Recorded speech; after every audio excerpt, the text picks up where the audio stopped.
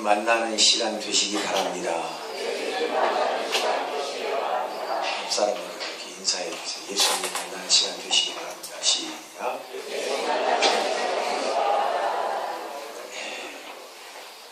한 번 더 해야 될 것 같아요. 왜 그러냐면 오른쪽에 있는 분이 왼쪽 분하고만 인사를 하니까 한쪽의 분이 삐졌어요. 다시 아까 인사하는 분들하고 인사합시다. 예수님 만나는 시간 되시기 바랍니다.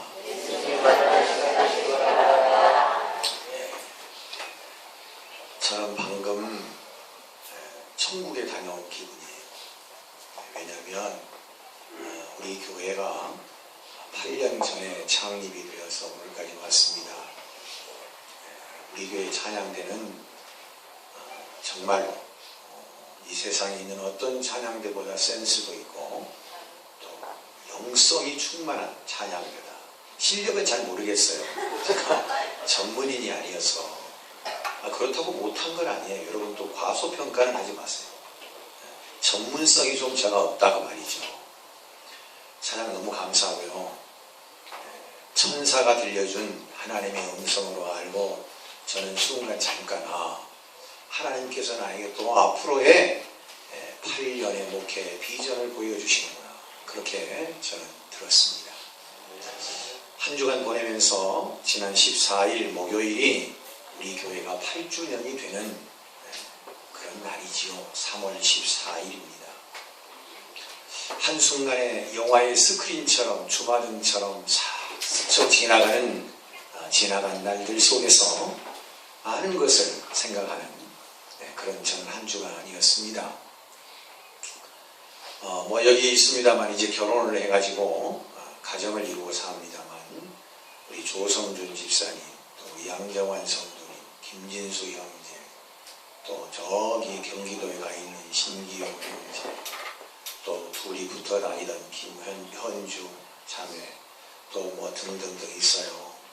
청년들과 열심히 드라마틱하게 문화동에서 비바람이 몰아치는데, 아니 비바람이기보다는 눈보라가 몰아치는데 여러분 무슨 영화 있잖아요. 비바람 그런 제목이 붙은 영화처럼 성전 커튼을 뜯어서 교회 의자를 옮기고 트럭에다가 밤중에 그제 같으네요. 그래도 벌써 8년이 되었습니다. 완일일상가 작은 홀에서 교회를 마련하고 성전을 마련하고 그곳에서 우리가 뜨겁게 열심히 기도했고, 아주 어린 아이들이 금요일날 심야기도에 따라와서 제가 주여 삼창하고 기도합시다 그랬더니 아주 어린 꼬맹이들이 뭐를 알겠어요. 주여 주여 같이 부르는데 그것이 너무 좋았습니다.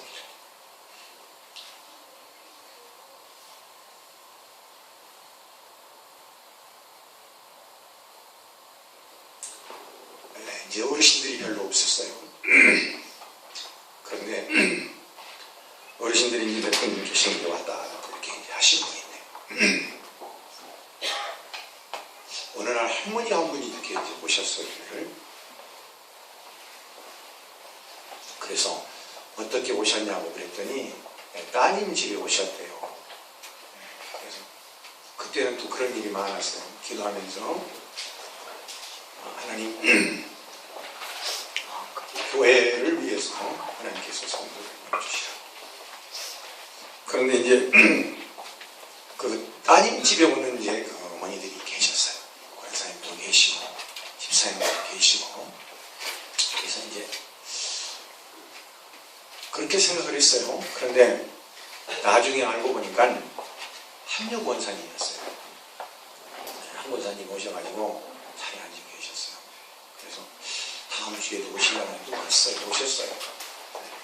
그래서 따님 집에 오셨냐고. 그래서 그렇다고 하니까 더 이상 안 멀었죠. 근데 나중에 알고 보니까 따님은 수원에 살고 계시죠. 그래서 교회 등록을 하게 되고, 또 김금송 권사님이 친구처럼 이렇게 또 오셔서 같이 이렇게 자리를 하셔서 이렇게 오셔서 권사님 되시고, 그 뒤에 또 우리 김민배 집사님이라든지 여러 집사님 권사님들 오셔서 교회가 오늘에 이르게 되었습니다. 말로 다 할 수 있겠습니까마는 이 모든 것이 에베네셀 여기까지 도우신 하나님 은혜가 아닌가 그런 생각이 듭니다. 중요한 것은 단 한 번도 저 솔직한 심정은 단 한 번도 이것은 목사가 이끌어가는 교회가 아니라 하나님이 이끌어가시는 교회다. 그리고 이 교회는 성도들이 피와 눈물과 기도로 이루어가는 교회다. 그런 생각을 한 번도 잊은 적이 없습니다. 앞으로도 우리가 8년 아니라 80년, 800년이라고 주님 오실 그날까지 이 교회가 성장하고 이 지역과 군산과 이 민족 앞에 위대한 일을 많이 해낼 수 있는 그런 교회로 비약되어지기를, 도약되어지기를 진심으로 기도하고 소망합니다. 우리가 이곳에서 신앙생활 하다가 천국에 가고 또 우리 후대들이 이 교회를 이어서 주님 오실 때까지 정말로 주님이 기뻐하시는 말세 지말에 사람의 소리가 지배하는 교회가 아니라 하나님의 소리가 지배하는 그런 교회요, 그런 비전이 있는 교회가 되어지기를 진심으로 소망합니다. 우리 대가 아니면 우리 후대들을 통해서, 우리의 자녀들을 통해서 이 민족을 살리고 세계 복음화를 위해서 힘쓰는 위대한 일꾼들이 이 재단을 통해서 많이 배출되어질 수 있도록 계속 우리가 기도해야 할 그런 사명이 있는 줄로 믿습니다. 잠깐 교회 우리 8주년에 대해서 제가 좀 생각을 했고요. 오늘 본문의 말씀과 오늘 우리에게 주신 하나님의 말씀으로 돌아갑니다. 성경에 보면 지혜가 탁월한 왕이 있는데 바로 솔로몬 왕이죠. 그 솔로몬 왕에게 얼마나 지혜로운지 테스트, 실험한 한 예가 있어서 소개합니다. 어느 날 솔로몬 왕에게 지혜에 대한 소문을 듣고 한 사람이 찾아와서 어려운 질문을 했다고 합니다. 솔로몬 왕 앞에서 이제 질문을 합니다. 멀리서 똑같은 꽃 두 개를 만들어 놓고 어느 것이 생화이고 어느 것이 조화인가? 이것을 묻는 질문이었습니다. 여러분, 지혜로운 왕 솔로몬을 시험하기 위해서 만든 꽃이니 생화들, 조화들 어떻게 구별하겠습니까? 생화야 그렇다 치지만 조화도 지혜의 왕 솔로몬 왕을 시험하기 위해서 만든 조화이니 얼마나 정교하고 얼마나 섬세하게 만들어졌겠습니까? 눈으로 이 두 가지를 구별한다는 것은 참 어려운 사실의 문제인 것 같습니다. 또 그랬을 것 같고요. 그러기에 이 문제는 사실을 우리가 직시하는 것보다는 그 문제를 해결해가는 지혜로움의 과정을 우리가 좀 한번 생각해 봐야 되지 않겠느냐 하는 얘기입니다. 이때 지혜로운 왕 솔로몬은 그 두 개의 꽃을 놓고서 멀리 있지만 신하를 시킵니다. 뭐라고 말하냐면 이제 창문을 열어놓으라, 그렇게 이야기했다고 합니다. 아시는 내용이겠지만 창문을 열자 당연히 향기를 맡은 벌과 나비들이 꽃을 찾아 들었다고 합니다. 그래서 너무나 쉽게 생화 조화를 금방 구별할 수 있었다. 그런 지혜로운 이야기를 제가 보았습니다. 여러분, 향기가 있는 생화에 벌과 나비가 모여든다는 것은 우리가 너무나 인지하고 있는, 너무나 잘 알고 있는 그런 사항일 것입니다. 아무리 똑같이 아름답게 보이고 또 그런 모양의 자태를 갖췄다 할지라도 향기가 없으면 절대 벌과 나비는 모여들지 않는다 하는 사실입니다. 어떤 향기가 나느냐에 따라서 그 향기 종류에 따라서 모여드는 곤충의 종류도 다르더라 하는 얘기입니다. 향기로운 꽃과 향기로운 화단에는 아름다운 벌과 나비들이 모여들지만 구린내가 나는 배설물에는 파리와 해충들이 모여든다는 것 또한 우리가 너무나 잘 알고 있습니다. 우리 인생도 저는 마찬가지라고 생각합니다. 우리 인생에 어떤 향기가 나느냐에 따라서 어떤 사람이 모여드느냐, 어떤 벌과 나비가 모여드느냐 하는 얘기입니다. 오늘 저와 여러분이 주님 앞에서 나는 어떤 향기를 가지고 있는 사람인가? 아름다운 향기를 바래서 벌과 나비가 모여드는 사람인가? 그렇지 않으면 구린내 나는 냄새 때문에 파리와 해충이 모여드는 그런 향기를 바라는 사람인가? 생각하는 시간 되어지기를 소망해 봅니다. 바울 사도는 고린도후서 2장 15절에 우리는 구원받는 자들에게나 망하는 자들에게나 하나님 앞에서 그리스도의 향기니 그랬습니다. 우리가 다 향기라고, 우리가 다 향기라고 그렇게 말씀하고 있습니다. 오늘 우리는 그렇다면 그리스도 예수의 향기를 뿜어내는 정말 신앙인의 그런 모습이 되어야 하지 않겠습니까? 오늘 우리가 향기를 잃어버린 지가 오래되지 않았습니까? 오늘 교회가 향기를 잃어버리고 오늘 신앙인이 향기를 잃어버리고 살지는 않냐 그 말입니다. 누구든지 구원받는 자들이든지 망하는 자들인지 다 향기가 있는데 오늘 신앙인 그리스도 예수 안에 사는 사람은 어떤 향기를 발산해야 하는지 어떤 향기를 뿜어내야 하는지 오늘 우리가 함께 고민해보자 하는 얘기입니다. 하나님께서 우리에게 똑같은 시간에 똑같은 상황 아니겠지만 우리에게 주어진 시간이 일정합니다. 우리 모두에게 공평한 시간을 주셨습니다. 매일매일 살아가는 삶의 시간을 우리에게 주셨다 그 말이에요. 그러나 중요한 것은 하루하루를 어떻게 우리들이 살 것인가. 그것은 두 가지 중에 하나입니다. 하나는 즐겁게 살 수도 있고 하나는 하루하루를 억지로 참고 견디면서 고행하는 삶을 사는 것처럼 그렇게 살아갈 수도 있다. 영어 성경을 보니까요, 우리의 삶에는 endure 하는 삶이 있고 우리의 삶에는 enjoy 하는 삶이 있더라고요. 하루의 삶을 똑같은 시간을 주고 우리에게 공평한 시간을 주었는데 어떤 사람은 그냥 매일매일 고행하는 삶처럼 참고 또 참고 견디고 억지로 인내하면서 살아가는 삶이 있는가 하면 어떤 사람은 기쁘고 즐겁고 행복한 마음으로 살아가는 인조이하는 삶을 사는 사람이 있더라고요.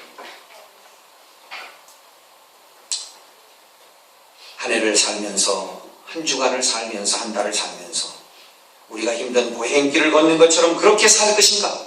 아니면 예수님과 함께 즐거운 여행길을 떠나는 것처럼 하루하루를 기대와 설레임으로 살 것인가? 여러분 오늘 마음에 결심하는 시간 되어지시길 축복합니다. 살아있는 신앙이란 무엇일까요? 그것은 기쁨이 넘치는 삶이 살아있는 신앙입니다. 신앙인은 기뻐하는 삶이라 그 말이에요. 그것도 그냥 기뻐하는 정도가 아니라 오늘 4절 말씀을 보면 항상 기뻐하라는 게 항상. 예수 믿는 사람 어떻게 살아야 돼요? 항상 기쁘게 살아야 돼요. 항상 기쁘게 살아야 돼요. 그런데 앞에 보면 조건이 있어요. 여러분 4절 보세요. 4절 한번 읽어볼까요? 시작.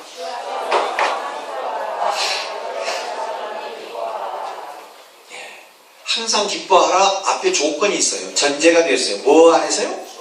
주 안에서 기뻐하라는 거예요. 주 안에서. 살아있는 신앙은 기뻐하는 거예요. 기뻐하며 사는 거예요. 그것도 그냥 기뻐하는 정도가 아니라 항상 기뻐해야 돼요. 그런데 조건이 있단 말이에요. 어디에서? 주 안에서.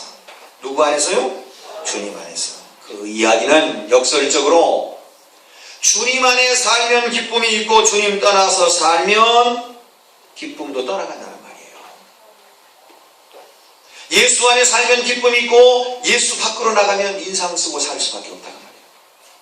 예수 안에 있으면 즐거움이 있지만 예수 밖에 가면 근심과 걱정과 고민 떠날 날이 없다 그 말이에요. 주님 떠나면 걱정이 우리 앞에 올 수밖에 없는 사실입니다. 문제는 우리 모두가 걱정이 없다는 것이 아니라 그 걱정을 어떻게 잘 문제를 풀어갈 수 있는 마음의 준비가 있느냐 하는 얘기입니다. 인생을 살다 보면 잘 되면 걱정이 사라질 것 같지만 아닙니다. 잘 돼도 걱정이고 안 돼도 걱정입니다. 그래서 우리가 주님 안에 들어왔을 때 우리가 기뻐할 수 있고 주님 안에 들어왔을 때 항상 기쁨의 삶을 살아갈 수가 있더라 하는 얘기입니다. 오늘 말씀 본문에 보면 내가 다시 말하노니 기뻐하라. 내가 다시 말하노니 기뻐하라. 사랑하는 성도 여러분, 주님이 주시는 이 기쁨이 2013년 올해 이 한 해 동안 여러분의 삶 속에 충만하시길 주님의 이름으로 축원합니다. 이 기쁨이 여러분의 기쁨이 되시기를 축원합니다. 중요한 것은 이 기쁨의 길로 가는 통로가 있다는 거예요. 어제도 예식 가운데 감독님께서 그런 얘기를 하셔서 제가 좀 새겨 들었습니다만, 여러분 우리 인생을 사는 데는 다 길이 있지 않습니까? 성공으로 가는 길, 망하는 쪽으로 가는 길, 뭐 여러 가지 길이 있지 않습니까? 우리가 원하는 목적지에 대한 길도 서울 가는 길, 부산 가는 길, 전주 가는 길 다 길이 있지 않겠어요? 기쁨으로 가는 길은 뭘까요? 그러면 그것은 기쁨으로 가는 길을 우리에게 보여주셨는데 바로 그것이 천국의 방언입니다. 천국의 방언. 한번 따라해 보실까요? 미안합니다. 따라하는 건 부담 없잖아요. 미안합니다. 사랑합니다. 고맙습니다. 축복합니다. 따라합시다. 미사고축. 시작. 이렇게 센스가 없을까요? 제가 미사고축을 몰라서 그랬어요. 미사고축 시작. 그럼 미안합니다. 고맙습니다. 그런 센스가 있어야지. 미사고축 시작.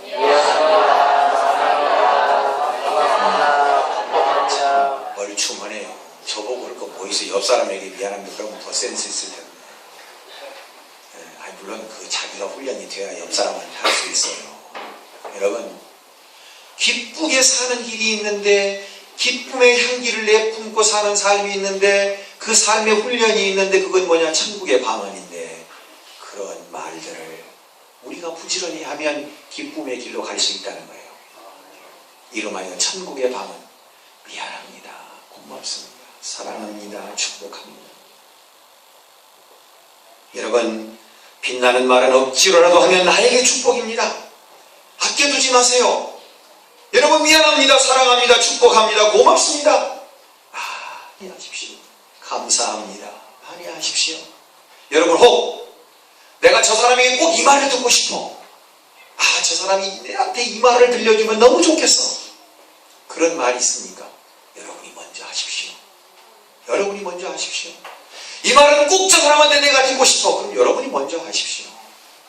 빛나는 말은 차중할수록 누구에게 복이 있다고요? 나에게 복이 있습니다. 기쁨으로 가는 길, 기쁨의 향기를 내뿜는 것. 우리가 이와 같이 빛나는 말을 계속 억지로라도 반복해서 하면 나에게 축복이 되는 줄로 믿습니다. 아침에 일어나서도 감사합니다. 하나님, 하루 주셔서 감사합니다. 하나님, 나 하나님 때문에 행복합니다. 그렇게 하루를 출발하시면 하나님께서 정말로 축복된 한 날을 주실 줄로 믿습니다. 어려움도 피해가고 문제도 해결되고 기도는 응답받고 아멘할 때까지 행복해요. 세상 살면서 여러분 걱정되심 없을 수 없어요. 문제 다 있을 수 있어요. 중요한 건 문제를 문제로 보지 않고 그 문제 너머의 하나님의 능력을 발견할 수 있기를 축원합니다. 주님이 함께 하시면 그 문제 해결할 수 있거든요. 자녀들이 아침에 일어나서 학교 가기 전에 부모님에게 아빠, 엄마 고마워요. 여러분 자녀들이 그렇게 얘기하고 학교에 가면 여러분 어떻습니까? 여러분 행복해요? 안 행복해요? 안 해봐서 몰라요? 결혼해서 아들 딸 한번 낳아보세요. 사람 참 묘해요. 말 한마디 때문에요 하루의 기분이 완전히 달라져가요. 여러분 그런 거 못 느끼시나요? 그래서 옛날 어르신들은 말 한마디가 천냥빛 하면 어떻게 천냥빛과 비교됩니까? 그만큼 말이 어떻게 해요? 중요하다. 잠언 25장에 우리가 잘 아시는 말씀, 경우에 합당한 말은 은쟁반의 금사관이라. 그건 옥구슬이에요. 또 여러분 그러면 이단돼요. 아니 뜻은 알겠지. 근데 얼른 생각이 안 나서 이제 이해를 해주셔도 웃지 말고. 은쟁반의 금사관이 시간이 없어서 성경 못 찾아요.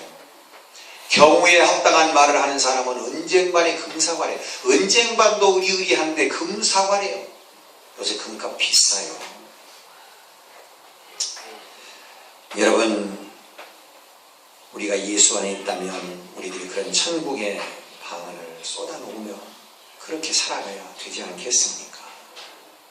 기독교는 제사의 종교가 아니라 잔치의 종교입니다. 그래서 기독교는 계속 예배가 있습니다. 모이면 예배드리고 또 예배드리고, 영어를 우리가 영어로요 worship이라고 하는데 worship means festival이에요. 페스티벌, 축제 아닙니까 여러분? 헬라어 말 중에 우리가 요한복음 4장 23절에 보면 영과 진리로 예배할 때가 오나니 그때가 이때라, 그 말씀입니다. 영과 진리, 진리라는 말의 그 의미가 헬라어 말로 알레데이, 그런 말이에요. 알레데이, 진정, 참. 이 말씀 중에요 알레데이라는 말이 진리, 진정 그런 의미도 있지만 이 알레데이라는 말의 의미는요 구원받은 자들의 기쁨의 공동체라는 뜻이 있어요. 그 세상 속에서 하나님의 진리를 발견하고 그 진리 안에 믿음의 공동체를 이루는 그런 새로운 출발의 공동체를 알레데이, 그런 뜻이 있어요. 그러니까 예배는 그 축제라는 말이에요. 축제, 구원받은 백성들의 기쁨과 감동의 페스티벌이에요. 그래서 예배는 축제입니다. 하나님 앞에서 하나님의 자녀들이 벌리는 축제 한바탕, 그것이 예배라고 말이죠. 여러분, 잔치에는 먹거리가 있잖아요. 잔치라는 것은 한바탕 웃음이 있고 기쁨이 있고 먹거리가 있어야 잔치가 되는 것 아니겠습니까? 예배가 바로 잔치입니다. 여러분, 예배 드릴 때마다 그런 영성이 충만해지시기를 주님의 이름으로 축복합니다. 그래서 예배 드리고 살면 그 인생이 enjoy, 기쁨의 인생이 될 수 있다는 거예요. 로마서 14장 17절 말씀, 하나님의 나라는 먹는 것과 마시는 것이 아니요 오직 성령 안에 있는 의와 평강과 희락이라. 여러분, 희락이 뭡니까? 기쁨 아닙니까? 여러분, 희락이 기쁨 아닙니까? 여러분 보십시오. 성령 안에 있는 의와 평강과 희락. 영어 성경을 보니까 Joy in the Holy Spirit, 그렇게 되어 있어요. 성령 안에서의 기쁨이에요. 성령 안에서. 주 안에 있고 성령 안에 있으면 매일매일 우리들이 기쁘게 살아갈 수 있다, 그 말씀이에요. Joy in the Holy Spirit. 바울은 지금 그 누구보다도 어두운 현실 앞에 놓여 있습니다. 오늘 본문 빌립보서 4장 4절 말씀, 주 안에서 기뻐하라. 항상 기뻐. 내가 다시 말하면 기뻐하라. 바울은 지금 감옥에 갇혀 있습니다. 언제든지 부르면 네로 황제가 불러서 저 죽여. 감옥에 있는 바울 불러. 그리고 죽여. 말도 필요 없이 옛날에 황제는 손으로 이렇게 표시하는, 여러분 영화 보시잖아요. 바람과 함께 사라지다고. 황제가 이러면 죽이라니.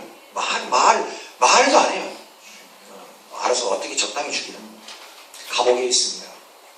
그런데 어떻게 이렇게 삶의 밑바닥과 같은 그런 환경 속에서 사도 바울은 다이나믹한 이 역동적인 삶의 모습을 우리에게 보여줄 수 있을까요? 여러분, 감옥에 갇히면 원망 나오잖아요. 아니, 하나님, 제가 죄 때문에 감옥에 들어왔어요? 하나님 때문에 지금 감옥에 들어왔잖아요. 아니, 하나님 이쯤 되면 나 좀 풀어줘야 되는 거 아니에요? 근데 바울에서는 그런 걸 전혀 찾아볼 수가 없습니다. 기뻐해라, 또 기뻐해라. 내가 다시 말하노니 주 안에서 기뻐하라, 기뻐하라. 왜 그랬을까요? 바울 사도에게는 큰 신념이 있었습니다. 지금 몸은 감옥 안에 있지만 생각과 영혼은 감옥 안에 갇혀있지 않았다는 거예요. 사람들은 우리의 육신, 우리의 환경은 우리를 가둘 수 있지만 우리의 영혼은 가둘 수가 없었습니다. 환경은 그를 가두고 있지만 영적인 그의 삶의 근본적인 뿌리는 환경이 아니라 성령님 안에 거하는 삶이었습니다. 그래서 기쁨이 나올 수가 있었습니다. 빌립보서는 4장으로 되어 있습니다만 빌립보서 1장에 보면 무려 빌립보서 1장부터 4장까지 보면 무려 기쁨이라는 단어가 19번이나 등장합니다. 감옥에 있는 사람이, 언제 죽을 줄도 모르는 사람이 어찌 기쁨이라는 말을 이렇게 그냥 수십 번 반복하는 거예요. 왜 그럴까요? 현실이 비록 힘들고 암울하고 어둡고 괴로워도 우리는 현실에 매여 사는 자들이 아닌 것을 보여주는 말씀입니다. 지금 당장 기도의 제목이 이루어지지 않고 내 삶이 복잡하고 힘이 들고 어려워도 우리는 여기에 매이고 갇힌 것처럼 보일 수는 있지만 여기에 궁극적으로 매이고 갇히는 자들이 아니라는 겁니다. 예수 믿고 신앙생활하는 사람들이 어떤 사람들입니까? 환경에 매인 환경을 무시할 수는 없습니다. 그러나 그 환경에 매여서 사는 그런 사람들은 아니라는 사실입니다. 오늘 우리 모두가 믿으시기를 축원합니다. 그래서 1장의 제목은 빌립보서 1장의 제목은 고난 중에도 기뻐해라 하는 그런 내용입니다. 고난 중에도 기뻐해라.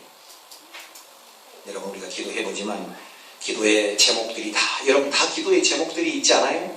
그런데 기도의 제목들을 보면 어떻습니까? 다 현실적으로 부딪히는 문제입니다. 하나님 우리 자녀 이번에 꼭 시험 붙게 해주세요. 하나님 우리 자녀 이번에 꼭 좋은 대학 들어가게 해주세요.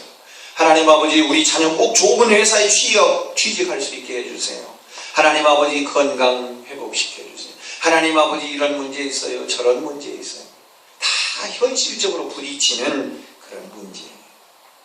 그런 거 아니겠습니까? 그런데 여러분 빌립보서 2장 13절이에요. 여러분 한번 보실까요? 같이 한번 찾아보실까요? 주보를 여기다 끼워 놓으시고요. 빌립보서 2장 13절 빨리 한번 같이 읽어보겠습니다. 2장 바로 넘어가고 있어요. 시작. 너희 안에서 행하시는 일은 하나님이시니 자기의 기쁘신 뜻을 가하여 너희에게 소원을 두고 아멘. 아멘이십니까?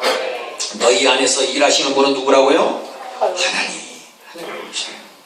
영어 성경에 보면 It is God who works in you 그렇게 되어 있어요. 너희 안에서 행하시는 이는 성령 하나님이시라는 거예요. 너희 안에서 행하시는 분이 누구라고요? 하나님이시라는 거예요. 하나님께서 우리 속에서 일하시는데요. 누가 내 속에서 일하는 이걸 조금 바꿔볼까요?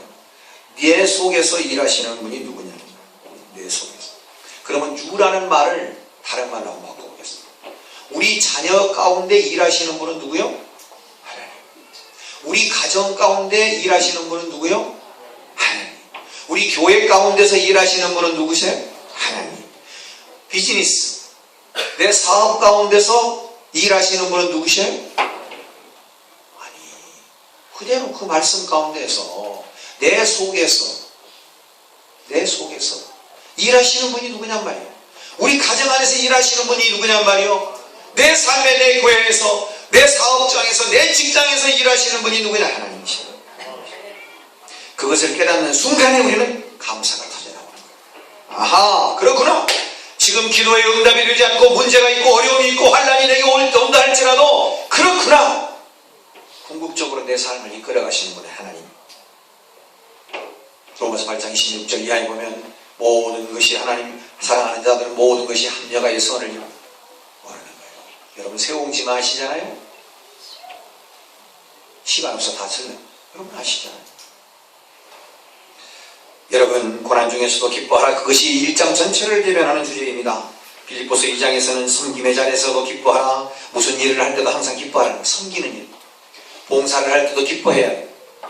여러분 예를 들어서 교회 식당에서 지금 뭐 해요. 설거지도 하고. 목사님은 안 하면서 맨날 왜 나보고만 맨날은 아니지만 설거지 왜 나 시켜? 그럼 저한테 얘기하세요. 저도 설거지 할게요. 기쁨을 해요. 맨날 왜 화장실 청소만 시켜? 제대로 정조준 못하고 옆에다 왜 이렇게 흘려놨어? 아이고 왜 뭐 여러분 중요한 거 있어요. 중요한 거. 우리가 섬길 때는 기쁨으로 섬겨야 돼. 기쁨으로. 부모님께 섬길 때 여러분 기쁨으로 섬기시기 바랍니다. 가정에서도 우리가 다 섬길 때 기쁨으로 섬겨야 돼. 기쁨으로. 거짓말하면 그건 안 돼요. 우리가 어떤 사역에 있든지 간에 섬기는 모습 그 자체가 기쁨이 되어야 된다고 말이에요. 하나님의 교회를 섬길 때 그래도 나에게 건강을 주시고 그래도 나에게 사역을 맡길 만한 믿음이 있어서 하나님께서 주의 종을 통해서 이 사역을 맡기시는구나 그렇게 생각하고 그 사역을 감당하면서도 하나님 감사합니다. 하나님 고맙습니다. 내가 건강이 있어서 이렇게 할 수 있네요. 하나님 그래도 부족하지만 내게 믿음이 있어서 그래요. 이만한 일을 감당하니.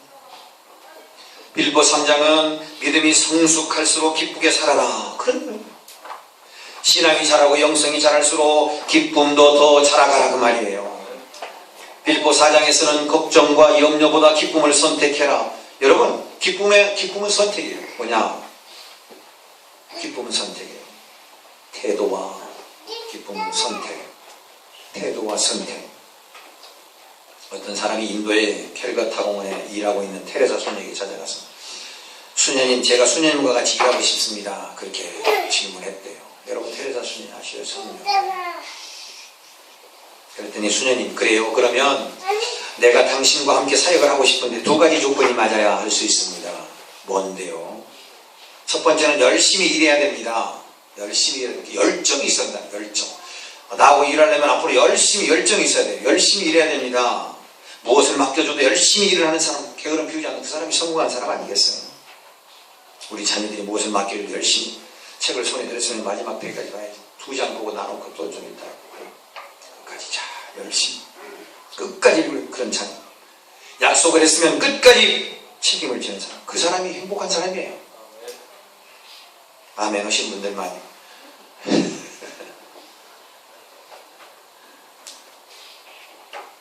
태민사 수녀님이 두 번째 얘기합니다. 나하고 같이 일하려면 첫째는 열심히 일해, 열정이 있어야 돼요. 두 번째는 일하는 자세가 기쁨이 있어야 돼요. 기쁘게 일하려고 하는 자세가 있는 사람. 그 사람이 필요합니다. 일을 해도 즐겁게 일하는 사람이 있어요. 그러잖아. 힘든 일인데도 기쁨으로 하고. 똑같은 일을 해도 기쁨으로 하면 효율과 효과 100% 차이. 하늘과 땅 차이. 여러분 어떻게 사셔야 되겠습니까? 우리가 행복하게 살려면 기쁘게 사십시오. 목사님 당해봐요. 목사님 몰라서 그래요. 아 참 그래요. 그럴 수 있어요. 그럴 수 있어요. 어찌 제가 여러분의 마음속 또 여러분의 상황을 다 어떻게 알 수 있겠습니까? 다 걱정. 그러나 중요한 건 모두가 다 좀 경중의 차이는 있지만 문제 없는 사람 없고 아픔 없는 사람 없고 고통 없는 사람 없다는 거예요. 그렇잖아요. 중요한 거 어떻게 임하느냐? 마음의 자세가 중요합니다. 예수님께서도 말씀했습니다. 아버지께서 일하시니 나도 일한다. 그렇게 말씀하셨어요. 예수 믿는 사람은 게으르면 안 돼요. 부지런하세요. 게으르지 말고 부지런하세요. 네. 운동도 하십시오. 게으르면 안 돼요. 죄송합니다. 우리 교회 아니에요. 서울 강남에 있는 이 교회 이름 밝히면 안 되겠네요. 전화할 수 있습니다. 그 목사님 그런데요. 성도 여러분, 운동하세요. 비만 죄입니다. 자기 몸도 관리 못하고. 죄송해요. 우리 교회 없어요. 우리 교회는 아무리 비만해도 우리 교회는 내가 볼 때는 전부 홀쭉이야. 왜 쳐다봤어요, 누구를?